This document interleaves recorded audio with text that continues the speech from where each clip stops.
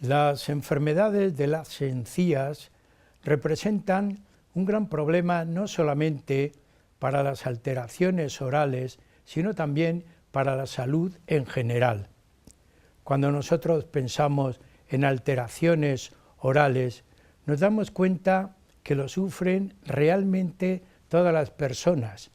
Hay algunas de estas alteraciones que se pueden producir y motivar a lo largo de la vida, desde la infancia, como puede ser una fractura de una pieza dental. Además de eso, hay alteraciones orales en épocas muy determinadas en la persona, como es la menopausia. Pero también no podemos olvidar que estas alteraciones se pueden deber a actos como situaciones de estrés o también la situación peculiar y propia que puede tener psíquicamente una persona. Huellas de nuestro tiempo hoy les va a presentar alteraciones orales menos frecuentes.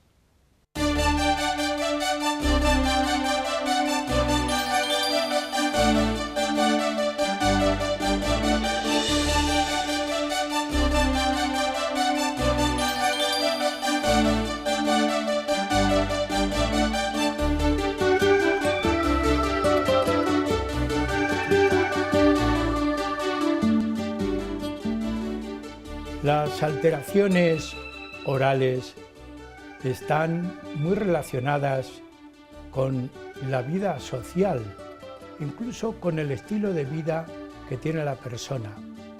En el mundo actual se pone de moda que a ciertas edades y en ciertas edades se pongan, se coloquen, aparezcan esos famosos piercing en la boca, en la lengua, que indiscutiblemente originan y ocasionan trastornos bucales.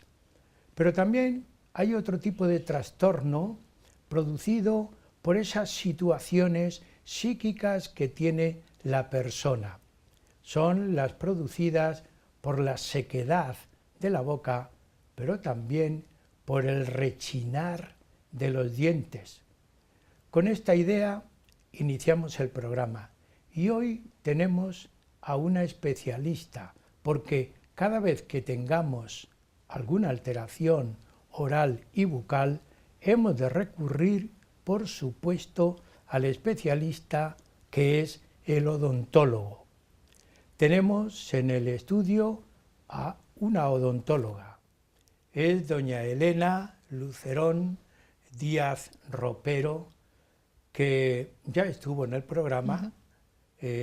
Con otro tema también bucal, la relación de la enfermedad bucal con la salud o las enfermedades sistémicas. ¿Cierto? Un tema muy bonito, muy atractivo, porque estábamos relacionando lo que era ese concepto de salud global en la persona. Indiscutiblemente destacábamos lo bucal. Pues amigos, tenemos en el estudio a doña Elena Lucerón, doctora en odontología, profesora de estomatología y también experta en ortodoncia. Yo tengo que hacer un esfuerzo para todo este tipo de términos que no son tan corrientes, pero se hace con esa alegría de tener a una amiga y a una cofrade en el estudio y darle la bienvenida por esta segunda oportunidad que nos da de ofrecer un tema también dentro de la línea bucal. Ahora hablamos de alteraciones menos frecuentes, orales, en la boca. Pero yo cuando pienso en las menos frecuentes, también pienso en la más frecuente. Cuando pensamos y hablamos de un odontólogo, de un dentista, decimos, es porque la encía tiene algo, porque habrá una caries, si no, ¿para qué voy a ir al dentista, verdad? Sí, es algo muy extendido. Voy al dentista porque tengo una caries o tengo un problema en las encías y hace que me duela. Pero aparte de esas dos enfermedades, que obviamente son las más prevalentes y las más frecuentes en la boca, tenemos muchas más alteraciones que nos pasan mucho más desapercibidas y no nos hacen de levantarnos para decir, bueno, voy a recurrir al odontólogo a ver si puede ayudarme. Bueno, pues ya sabemos que además de la carie, de las caries, hay otras enfermedades que aparentemente no se le da, hombre, porque son menos frecuentes. Yo me refiero a la prevalencia en un número menor de posibles personas que tengan la alteración. Pero vamos con las alteraciones. La primera alteración que a mí se me ocurre, que me puedes hablar, Elena, son las fracturas. Por ejemplo. Todo el mundo, es frecuente romperse un diente. Muy frecuente y además, sobre todo los pequeñines. Eso es, suele ser la primera muchas veces, porque obviamente donde más frecuentemente se producen es en la infancia, debido a, pues, al estilo de vida que lleva un niño juega, salta, se sube y es muy fácil que pueda caerse y muchas veces pues el primer parón que tenemos es la boca y no las manos. Entonces la forma más frecuente de traumatismo en un niño pues suelen ser por caídas accidentales en deportes, en juego y suele ser muy frecuente que acaben rompiéndose los incisivos superiores, que son los primeros que nos vamos a encontrar, sobre todo si hay problemas de alteraciones de posición, que están más adelantados, niños que no tienen una competencia labial fuerte como para sellar bien los labios y acaban frenando con los dientes. Suelen ser las fracturas más frecuentes en los niños, no quita que en adultos algún tipo de accidente o otros golpes accidentales podamos tener, pero son mucho más frecuentes en los niños y mucho más prevalentes en las edades tempranas. Hay alguna vez que yo he visto a alguna persona que se da un golpe en un diente y claro, hay que intentar coger el diente, ¿no? Cogerlo. O hay que abandonar el diente. Pues dentro de todos los traumatismos que pueden darse en la boca, uno de ellos, que es bastante frecuente, es la avulsión traumática de ese diente, es decir, que el diente salga de la boca. Si el diente que sale de la boca sale entero, incluso con la raíz, si es un diente de leche de los que se van a caer, de los que el niño espera que se lleve el ratoncito Pérez, no suele reimplantarse. Pero si es un diente definitivo en un niño, tiene muchas probabilidades de éxito si acudimos rápidamente al especialista que pueda reposicionarlo en su sitio y lo manejamos en determinadas condiciones. Lo primero que hay que hacer cuando vemos que un niño se pierde ese diente es buscar ese diente, no salir corriendo a urgencias sin él. Cuando un niño se da un golpe en la boca, la sangre es muy escandalosa. Parece que es mucho más de lo que luego realmente es. Y la pérdida traumática de un diente con una edad de 6 años condiciona muchísimo el desarrollo oral, del habla y de muchas más funciones orales hasta la edad adulta. Así que hay que intentar recuperar ese diente. Una vez que lo recuperemos hay que intentar transportarlo en un medio adecuado, ¿vale? Si puede ser, puede intentar lavarse con suero y transportarse o en suero o incluso se dice leche descremada, para que tampoco la grasa con leche desnatada se puede transportar, es un buen medio para poder transportarlo y a las malas pues en suero, en una farmacia por suero, en un botecito y con él al dentista. El dentista ya se ocupará de lavarlo, de poder reimplantarlo en su sitio, de ver la viabilidad de esa reimplantación, pero los niños como todos se adaptan fenomenal a todo y la tasa y el porcentaje de éxito de poder volver a reimplantar un diente permanente en un niño de edad temprana es bastante alta y no condicionamos a ese niño lo primero a estar sin diente y después a todas las alteraciones que puede conllevar eso. A los mayores, adultos, incluso ya jóvenes, por golpes se le puede romper una pieza dental. ¿Hay que hacer el mismo procedimiento? Lamentablemente, pues según vamos avanzando en edad, las probabilidades de éxito de ese reimplante dentario son cada vez menos. Pero bueno, se puede intentar, se puede llevar y el especialista, el odontólogo cuando llegue valorará la viabilidad de ese proceso en función de las características clínicas de ese diente y de la situación real de ese diente en boca. ¿Puede haber fracturas sin traumas, por pensar en algo? Sí. Porque claro, cuando a una persona se le rompa un diente, pues es un trauma. Pues pero puede haberlo sin traumas. Las hay sin macrotraumas. Toda fractura implica un trauma de algún tipo. Dentro de los traumas que puede haber o de los traumatismos que puede sufrir, algunos son microtraumatismos. es decir, pequeños traumatismos mantenidos en el tiempo que acaban pudiendo fracturar una pieza. Y uno muy, muy frecuente es el bruxismo, el apretamiento dentario, que es la pandemia del siglo XXI. Desembocamos el estrés, soltamos la adrenalina como podemos, y en muchas personas con algún desequilibrio oclusal pueden desembocarlo apretando o rechinando los dientes. Ese trauma mantenido permanente puede conllevar a la fractura de una pieza. Mira, hay un tema que a mí me parece, y si pueden ponernos alguna imagen, lo llamado las úlceras, que no se le da mucha importancia, ¿no? Se denominan aftas. Aftas o úlceras orales. Y úlceras. ¿Cómo se localiza eso? Primero puede haber una etiología, pero también puede haber una eliminación. Sí, ¿Cómo se puede dar eso?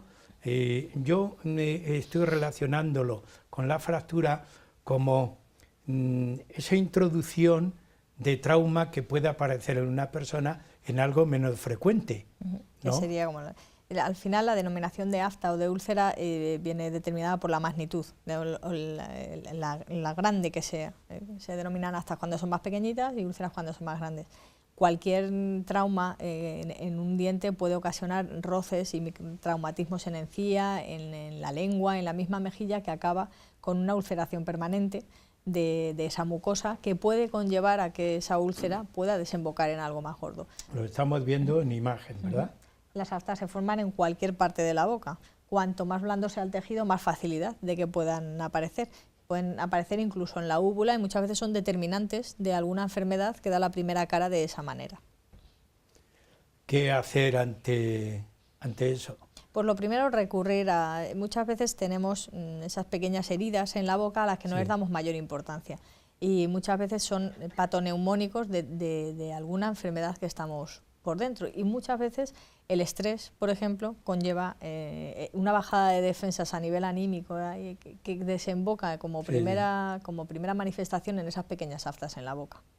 Es que yo te digo esto como una experiencia personal.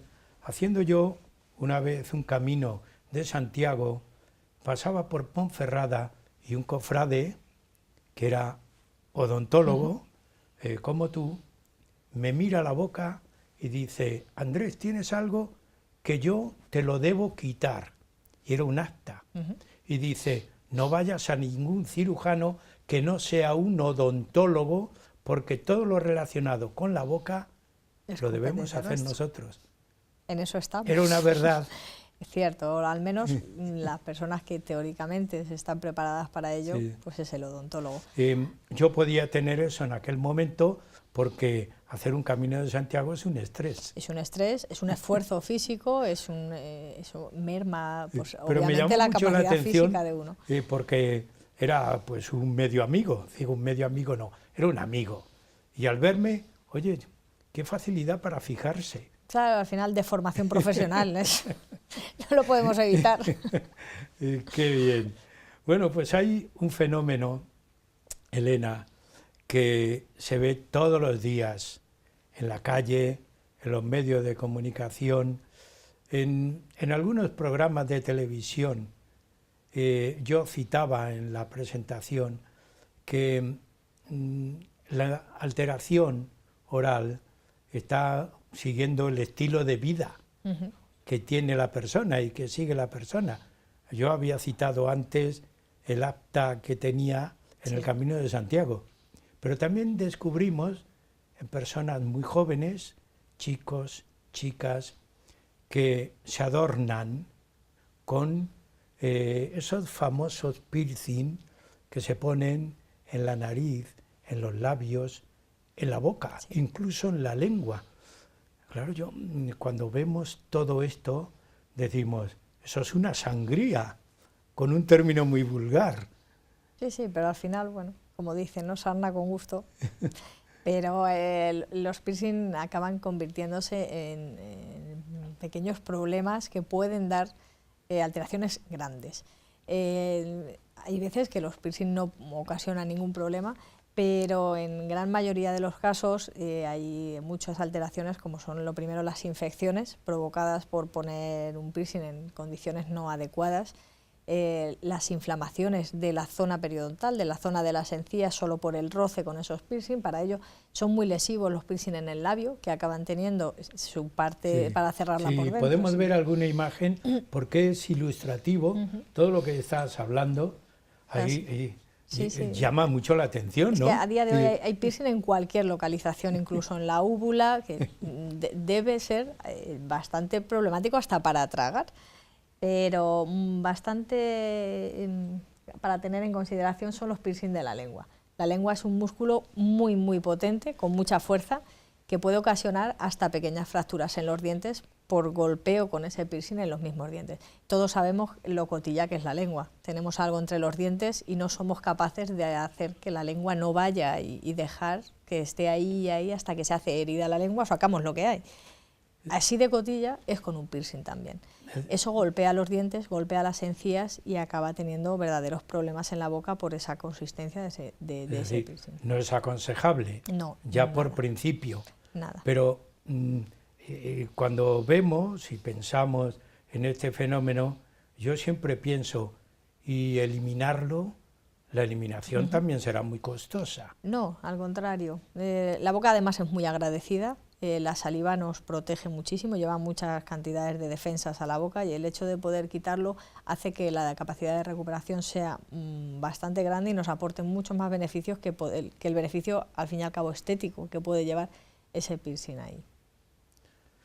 Bien, pues que la juventud fundamentalmente no siga estos criterios de moda. Eso es. O al menos que si lo llevan, consulten a su odontólogo para ver que ese piercing no esté ocasionando ninguna alteración. Siempre la consulta, ¿no?, es la adecuada. Eso es. No solamente para estos caprichos, sino otras situaciones que tenemos en otros momentos, siempre nos ayuda, nos orienta y nos indica los caminos a seguir, y entre otras cosas, llevar una vida saludable. Por supuesto, siempre lo decís. Por supuesto, yo siempre lo digo, todo entra por la boca, lo bueno y lo malo. Entonces, a partir de ahí, un estilo de vida saludable empieza por comer bien, por vivir tranquilo, y una de las grandes entradas es la boca para la comida sana, por ejemplo. Elena, cuando hicimos el programa anterior sobre la relación de la boca con las enfermedades denominadas sistémicas, que tú hacías un análisis muy exhaustivo de algunas de ellas,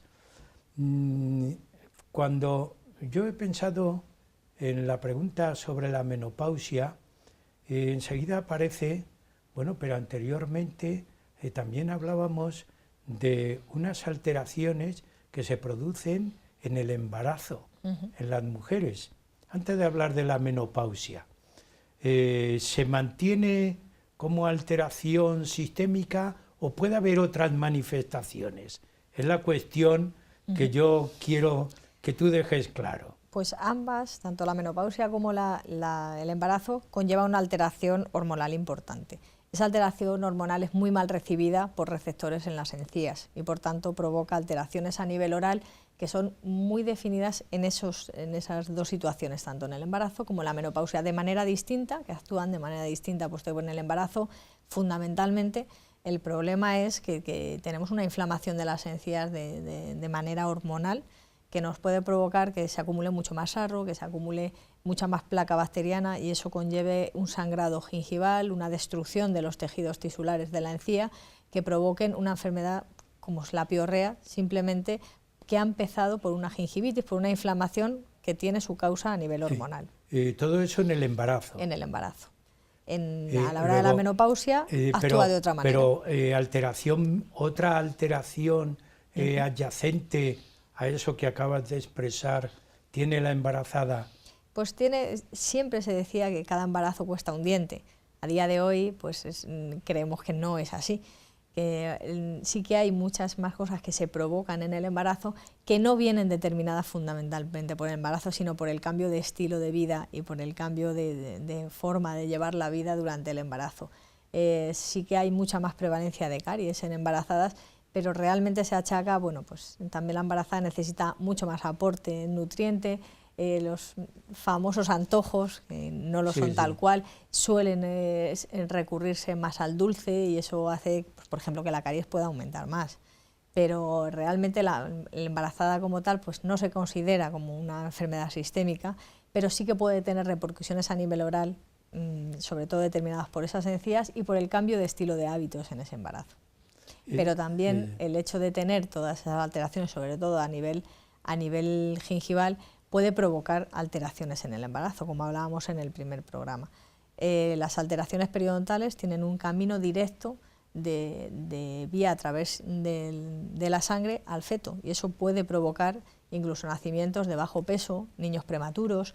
Por lo tanto, nosotros siempre desde los centros de salud instamos a las matronas, a los ginecólogos a que nos deriven a las embarazadas para poder explicarles el control de esa placa bacteriana, porque hay una enfermedad, o sea, una relación directa en ese problema de las encías hasta con incluso la diabetes gestacional y la preeclampsia, en la alteración de la tensión que conlleva un verdadero riesgo para la vida de la madre y la vida del niño.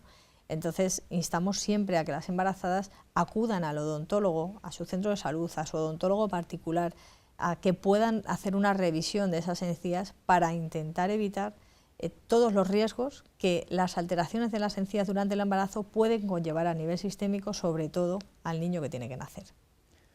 Bueno, pues ya relacionado con las posibles alteraciones en el embarazo, también hay otras posibles alteraciones orales en la menopausia. Pero siempre hablamos, y yo no quiero meterme en un tema de discriminación masculina o femenina, pero como estamos en la época en que hay que diferenciar todo, hasta podemos diferenciar. ¿Realmente vale la pena diferenciar primero matiz masculino, matiz femenino? Pero en general, la menopausia, que es más manifestada en la mujer, también tiene alteraciones. Tiene alteraciones, a pesar de que existe la menopausia masculina también, pero por supuesto en muchísima menor frecuencia y con los mismos síntomas que en una menopausia femenina, que es lo normal. Hay muchas alteraciones relacionadas con la menopausia por la misma alteración hormonal que hablábamos durante el embarazo, pero en distinto sentido, con distintos mecanismos de actuación. Pero la más agresiva y la que muchas veces es la base de todas las demás alteraciones que pueden ocasionarse a nivel oral en la menopausia es la sequedad bucal, la serostomía. Normalmente viene inducida por la condición de ser mujer, tener medicación asociada que es bastante provocante de esa disminución de saliva y por la alteración hormonal unida al estrés que muchas veces subclínicamente provoca la menopausia. Todas las alteraciones a nivel sistémico de sofocos, de pérdida de densidad ósea, de osteoporosis, crean también un clima y un ambiente psicológico que hace que pueda interferir mucho a nuestro nivel físico. En ese sentido, toda esa unión de circunstancias hacen que puedan alterarse mucho la secreción de cualquier glándula exocrina del cuerpo, entre ellas las glándulas salivales. La menopausia conlleva muchas veces sequedad bucal, sequedad de ojos, sequedad de nariz, una serie de alteraciones de todas las glándulas secretoras que pueden llevar incluso a un gran síndrome que se llama síndrome de Sjögren, que es verdaderamente acuciante y difícil de sobrellevar. La boca seca, el ojo seco no ve, la boca seca no puede comer, no distingue los sabores, todo tiene sabor metálico, no podemos ni siquiera tomar limón porque el ácido hace que arda la boca. De hecho es un síndrome, se llama síndrome de boca ardiente y es una situación que unida a todo el estrés que provoca toda la demás, acaba volviéndonos locos, como decimos. Y esa alteración psicológica es como una pescadilla que se muerde la cola. Cuanto peor estamos a ese nivel psicológico, peor acabamos con esa sequedad bucal. Y hay verdaderos problemas con muchas mujeres posmenopáusicas a las que es difícil tratar. Es difícil tratar porque es un conjunto de relaciones que necesitan un tratamiento muy interdisciplinar y que muchas veces no acuden a la consulta de odontólogo porque no piensan que sea a nivel oral pueda tener alguna consecuencia y sobre todo pueda tener alguna solución. Pues para eso estamos ahí, para intentar poder ayudarlas, porque bueno, soluciones haylas y se pueden intentar a nivel oral. Bueno, el tema es muy complejo, es complicado, pero llegamos a la mitad del programa y yo este tema quiero prolongarlo a continuación porque tú lo has centrado en la mujer en la menopausia, pero se puede dar en otros casos. Cierto, sí, sí. Y No a es el mí único me caso. parece que ese tema de la boca ardiente, que es tan llamativo, es algo así, desprendemos fuego, Sí. poco más o menos. Si te parece, continuamos después del descanso hablando Perfecto. de ello y me parece que puede ser muy interesante. Muy Así bien. que hacemos un descanso y también animamos a nuestros amigos telespectadores a que nos sigan después del descanso porque estamos en Huella de nuestro tiempo.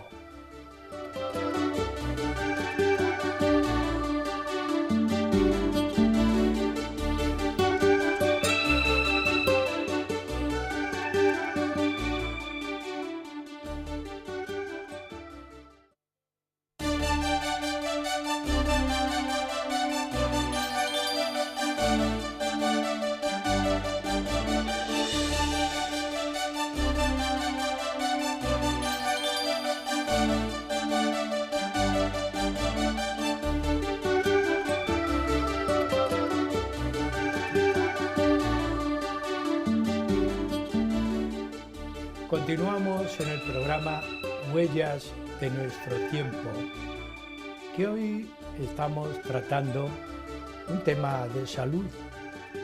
La salud siempre es importante, interesante y yo diría preocupante, pero mucho más cuando la salud es bucal. Decía nuestra invitada, doña Elena Lucerón Díaz Ropero, que todo entra por la boca, el aire, el alimento y cuántos humores con H y sin H entrarán. Pues amigos, continuamos en el programa tratando de las alteraciones orales que se producen de una manera menos frecuente, pero que son importantes. Nuestra invitada nos ha hablado anteriormente desde el punto de partida de la carie hasta lo que puede ser la boca seca en la menopausia y que a mí me ha llamado mucho la atención cuando ha hablado de boca seca, ha dicho la boca fuerte. Es decir, ¿qué nos ocurre? Pues la alteración de la saliva es una alteración muy importante para la boca. La saliva lleva las defensas a la boca, humecta toda la mucosa, la hace más fuerte, la hace más resistente a cualquier agresión externa. Una boca seca se encuentra con unas mucosas friables, mucho más expuestas a cualquier agente externo, a cualquier tipo de lesión. No hay una defensa, no hay una capa protectora que haga de amortiguación ante cualquier tipo de agresión que venga de fuera. El hecho de que la boca sea seca, además, hace que se proteja incluso hasta menos de la caries. La saliva lleva lisocimas que son fundamentales. Elena, ¿por qué le has llamado ardiente? Porque yo muchas veces, y desde hace años que tuve una paciente que decía, la hija, venía con su hija y la hija decía, es que es muy pesada, es que no le ven nada, es que el médico le dice que no tiene nada y sin embargo ella dice que le quema la boca. Y yo decía, bueno, pues es tan fácil como intenta tener la lengua fuera de la boca 5 minutos y después intenta beber algo, intenta comer algo, intenta ver qué pasa. Si cuando volvió decía, ya no le digo a mi madre que es una pesada, todo me sabía mal, todo me escocía, porque yo le decía, bueno, pues intenta después beber algo ácido, intenta después comer un filete o un trozo de pan incluso. El hecho de comer un trozo de pan con una boca sin saliva hace que esa corteza del pan se clave y haga pequeñas ulceraciones. Si nosotros sacamos la boca, la lengua lengua de la boca, que se queda seca totalmente la boca, que se quede seca. Y le tenemos un rato. periodo de tiempo, Sí. el que podamos resistir vulgarmente. E intentamos, expresado. por ejemplo, bueno, una gota de limón en esa lengua, a ver qué pasa. La lengua arde. La boca, cuando no hay saliva, arde, escuece. escuece y hace que nada sepa nada, tengamos un sabor, una alteración de sabores brutales, todo sabe metálico. Es mucho más fácil que se produzcan hasta pequeñas heriditas y aftas en la boca que desprenden sangre, y ese sabor metálico de la sangre se queda ahí como acantonado. Eso 24 horas al día hace bastante difícil el sobrellevarlo. Alguien que tiene los ojos totalmente secos, que tiene que estar recurriendo continuamente a lágrimas artificiales, sabe lo que pican los ojos, lo que escuecen los ojos cuando no hay lágrima. A la boca le pasa igual. Y parece que nos arde la boca.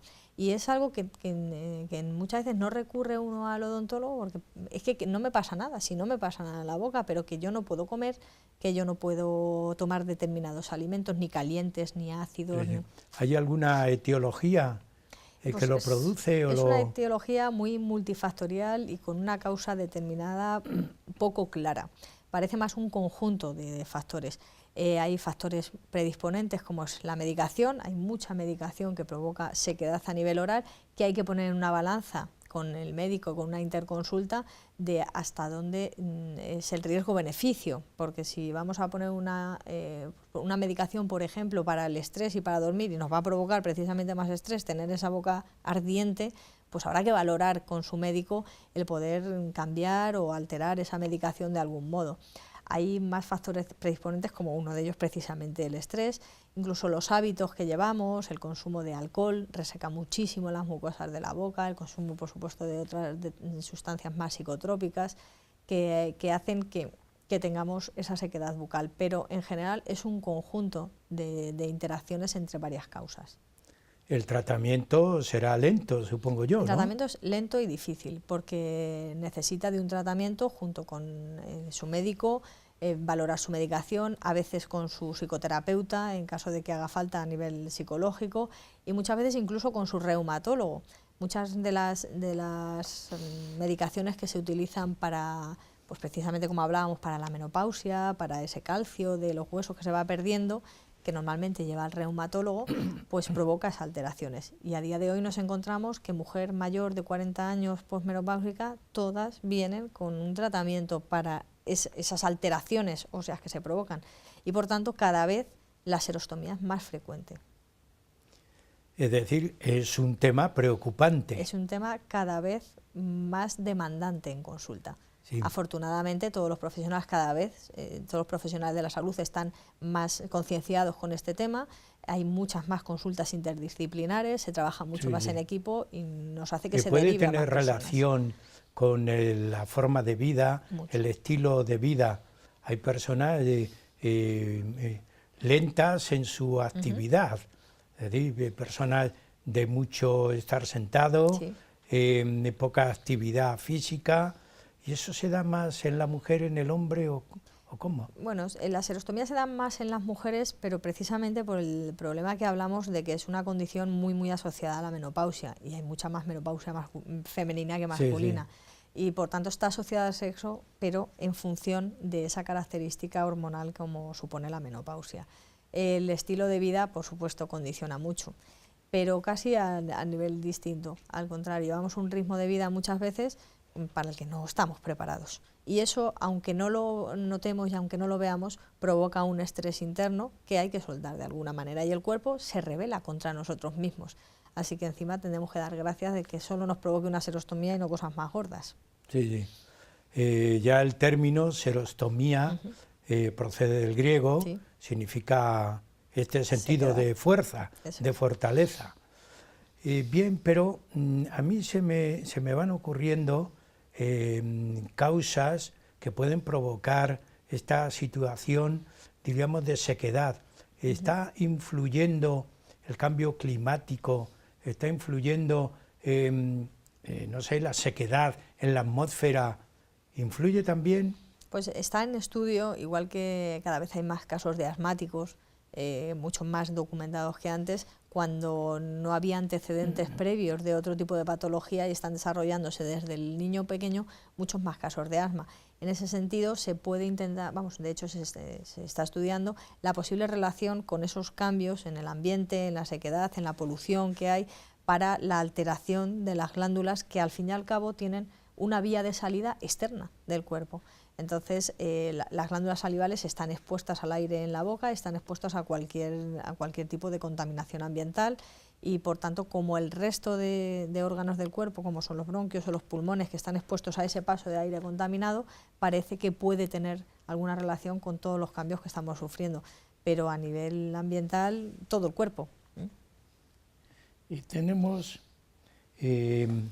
dentro de todo este desarrollo que estamos haciendo de alteraciones, vemos que son más de las que pensábamos. Cierto, y quedan algunas que cuando quieras en un tercer programa seguimos con ellas.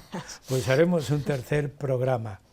La fibromialgia tiene una serie de repercusiones que también conviene que nos aclares, Elena, porque tú nos vas haciendo un análisis y la gente dirá, es para preocupar, no, es para... concienciar más que preocupar. Bien, y además como lo haces claramente, la verdad es que de vez en cuando aparece algún término un poco más complicado, pero en general se entiende todo bien, bastante bien. Así que, ¿qué ocurre? ¿Qué repercusión tiene la fibromialgia en lo oral? Que es lo que nosotros estamos la fibromialgia tiene repercusiones a nivel sistémico en todo el cuerpo.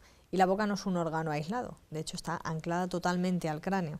El mayor problema de la fibromialgia que afecta a día de hoy, se estima ya hasta casi el 40%, hasta alrededor del 4% de la población mundial, o sea, 4 personas de cada 100 sufren fibromialgia. Luego es una enfermedad que cada vez está más desarrollada, que cada vez se ven más casos, que otra vez más afecta a lo que le llaman el sexo débil, afecta mucho más a las mujeres y precisamente en edades menopáusicas. Por lo tanto, parece que puede haber una relación entre fibromialgia y menopausia y, por tanto, entre las mismas alteraciones que se pueden provocar a nivel oral en la menopausia y en la fibromialgia, con una gran característica y muy determinante, y es que afecta mucho a la articulación de la mandíbula con la base del cráneo.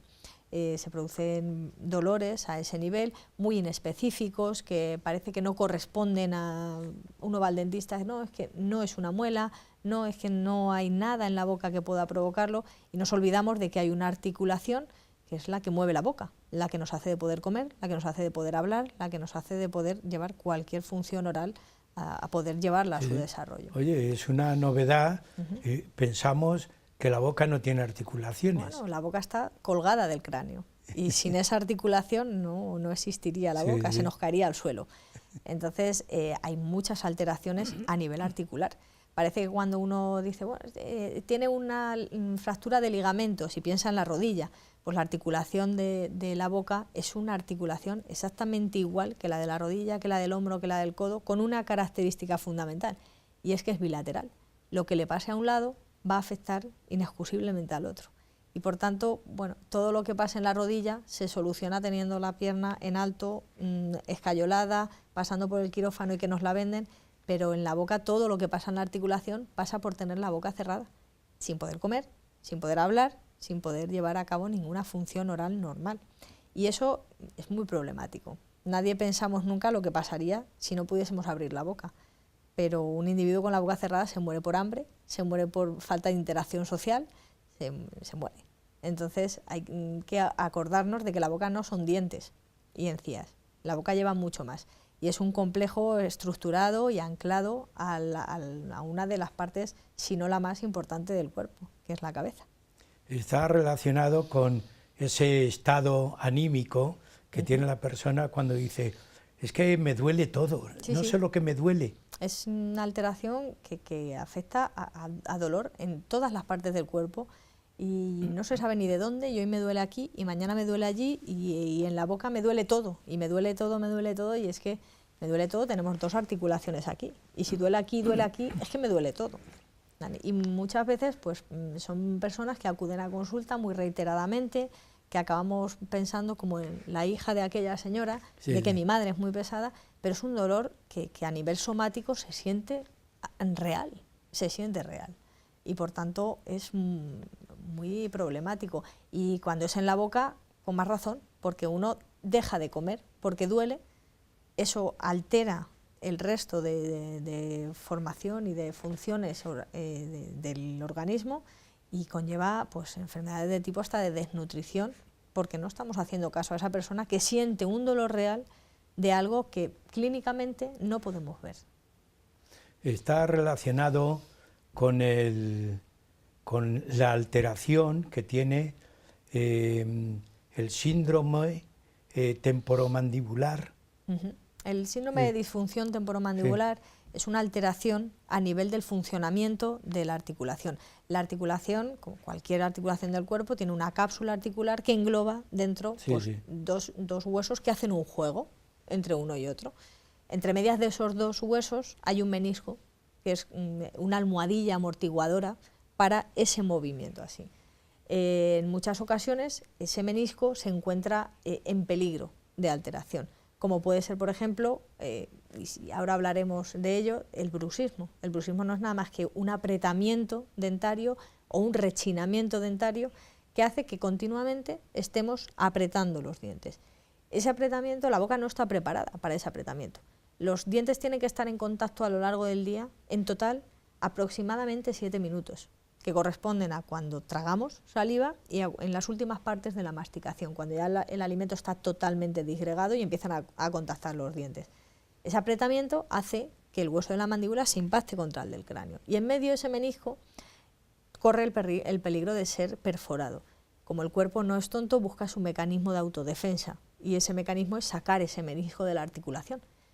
Al empezar a hacer así los huesos sin haber un menisco interpuesto, el hueso hace clac clac y empieza a lesionarse, empieza a tener problemas y empieza a haber un dolor también inespecífico a nivel de la articulación, con una sintomatología asociada de muchas veces dolor de cervicales, imposibilidad de poder abrir bien la boca, chasquidos articulares, que se denominan en conjunto síndrome de disfunción temporomandibular.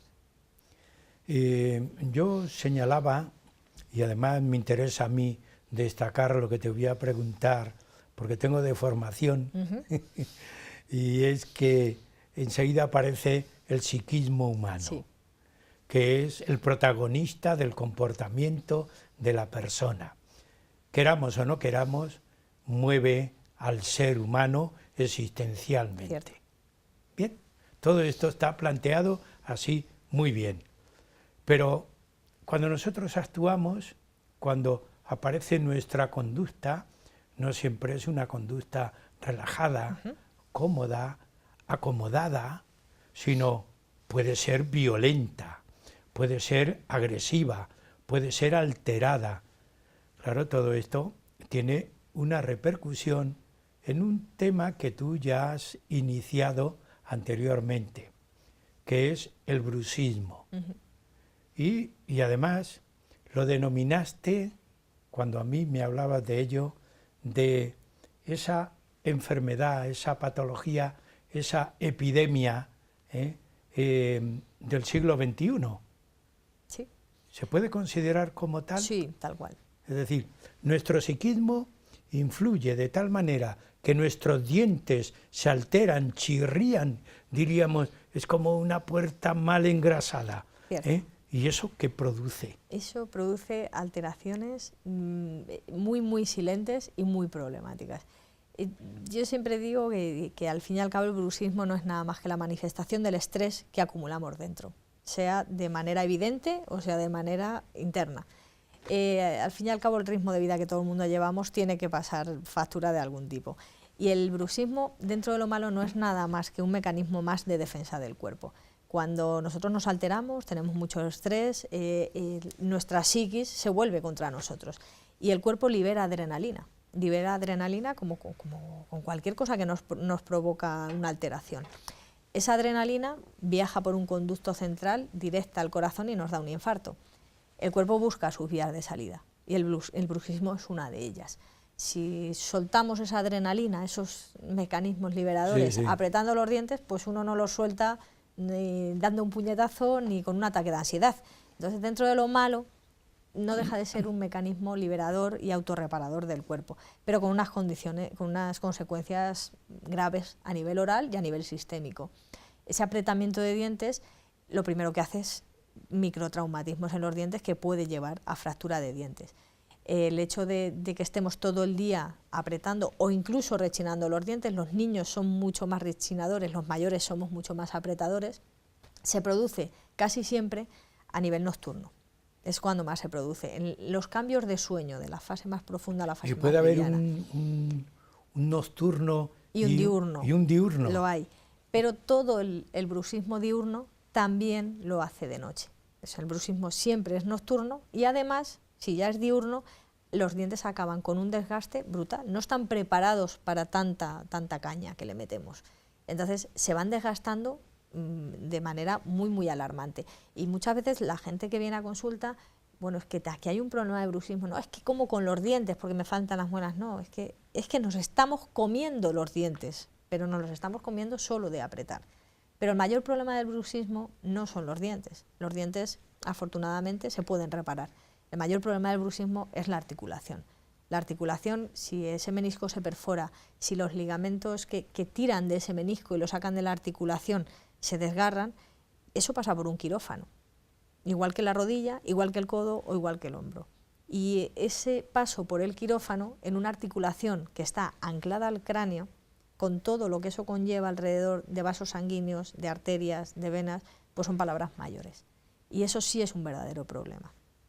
Por ese motivo lo considerabas la pandemia del siglo XXI. Por eso, es y decir, porque cada vez hay más bruxismo. Que nos alteramos de tal manera que hasta repercute en nuestro cerebro el apretar los dientes. Sí, claro. Yo estoy segura que a cualquier profesional de la salud que le preguntemos cuál es la enfermedad más prevalente a día de hoy, pues ya no es que digan el cáncer, es que todos estamos de la cabeza ya, todos estamos alterados de algún modo y eso provoca, como por ejemplo salía ayer en la OMS, que somos uno de los países que más neurolépticos y más pastillas para dormir tomamos y más psicóticos.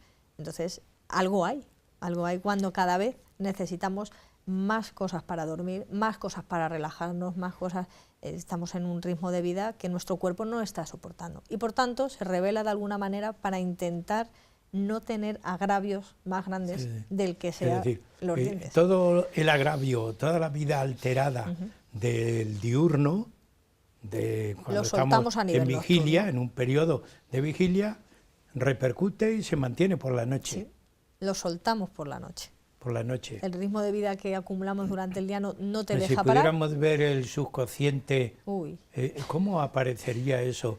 Ya como una pregunta fuera de programa. ¿Cómo aparecería o cómo aparece esta situación en el subconsciente de la persona? ¿Se identifica con algo, alguna imagen, una imagen nocturna? Interna. Hay muchas, si hiciésemos un polisomniograma, que es el poder ver en las alteraciones de sueño, ese bruxismo queda reflejado en esa imagen, puesto que esos cambios de fases de sueño, de alteraciones de sueño, de entrar en una fase u otra, provocan justo el pico de apretamiento y como si tuviésemos una máquina que dibuja, nos haría así, como cuando vemos una imagen en una patología cardíaca. O sea, es fácilmente reflejable, hay instrumentos para medir ese bruxismo, de ellos, algunos de mis pacientes me dicen, bueno, pues te lo voy a poner y por la mañana vas a ver lo que te ha marcado de la fuerza que haces, porque además no es que solo se apriete, es que se aprieta con tal fuerza que podríamos cortar un dedo. No somos conscientes de la fuerza que tiene la musculatura masticatoria. Hace mucha más fuerza que muchos otros, proporcionalmente, claro, que muchos otros músculos del cuerpo, incluidos los bíceps o los tríceps o toda la musculatura también de la pierna, mucho más en la boca, porque tiene que poder desgarrar y por evolución el ser humano desgarraba hasta carne cruda y eso ha hecho que la musculatura perioral sea una musculatura muy fuerte. Ese apretamiento tan fuerte hace que le estemos metiendo muchísima fuerza a la articulación que no es capaz de soportar, que empieza por tener alteraciones de dolor, que acaba con clics al abrir y cerrar la boca, que acabamos incluso pudiendo oír como un ruido de arena en el oído, del que nos estamos desgastando el hueso contra hueso ahí. Es una patología muy Es complicada. producto del siglo XXI, Yeah. pero tendrá sus antecedentes. Sí, bueno, y vemos personas de una edad ya muy avanzada con un bruxismo muy acentuado, que entonces no se diagnosticaba como bruxismo, que parecía bueno que era un desgaste de dientes sin más, pero que según ha ido avanzando en el tiempo y los estudios se ha visto que el factor muy determinante es el nivel, el estilo psicológico, cómo estamos psicológicamente, pero que tiene muchas más cosas que son coadyuvantes y que han existido siempre. Entonces, el estilo de vida tiene mucho que ver, pero hay otros factores que también contribuyen, entre ellos simplemente el engranamiento de dientes, cómo mordemos, si tenemos alguna alteración a nivel oclusal.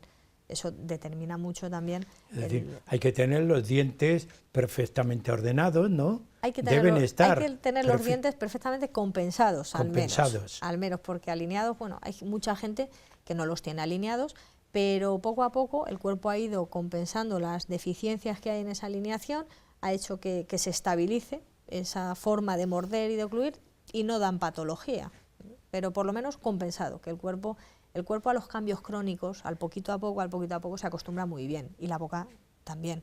Los cambios agudos son los que llevamos peor. Introducir ese elemento de estrés entre medias, pues lo lleva bastante mal. El introducir ahí un factor agudo como ese hace que se rebele contra nosotros. Pero es que increíblemente cada vez hay más bruxismo en niños.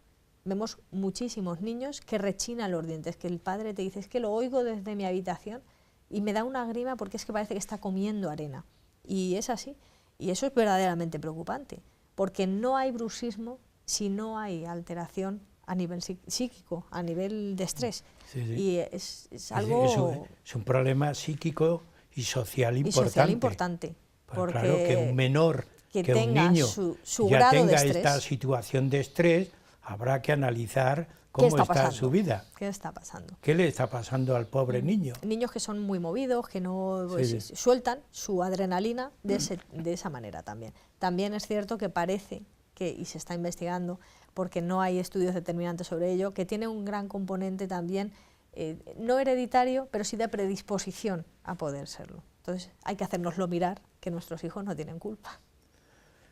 Bueno, es un tema importante, interesante. Yo lo había dejado para el final porque me parecía que estas aclaraciones últimas tenían valor, gran valor en el programa, sobre todo porque enviar un mensaje a los telespectadores siempre cultiva. A mí se me ocurriría, a ti se te va a ocurrir otra cosa, que nos preocupa nuestra vida psíquica, que la tenemos que cuidar, que influye más de lo que pensamos en cada uno de estos pequeños órganos que tenemos en el cuerpo. ¿A ti se te puede ocurrir otra? Bueno, y tantas. Hay muchísimas enfermedades autoinmunes que no sabemos ni de dónde vienen y que nos las provoca nuestro propio cuerpo, que se rebela contra nosotros, tal cual. Y todo viene por el estilo de vida que nos estamos forjando nosotros mismos. El cuerpo no puede con ello y hace que nos ataca directamente desde dentro. En la boca hay muchas enfermedades que se provocan así, que son enfermedades que su primera manifestación clínica es en la boca de una enfermedad autoinmune que se provoca a nivel sistémico y que solo viene, o en principio viene determinada o acentuada por una alteración psicológica importante. Pues Elena, llegamos al final del programa con esos pequeños mensajes que son para que reflexionen nuestros telespectadores y piensen también que nosotros cuando exponemos un tema es porque buscamos una formación, un mensaje, una educación. Así que muchas gracias. Un placer. Y cuando quieras el tercer programa está en marcha. Perfecto. Así que muchas gracias. Y también a ustedes agradecerle, como siempre, que Huella de Nuestro Tiempo, una semana y otra semana, está con ustedes. Y de momento no pensamos abandonarles, pero también ustedes tienen que continuar con nosotros. Muchas gracias.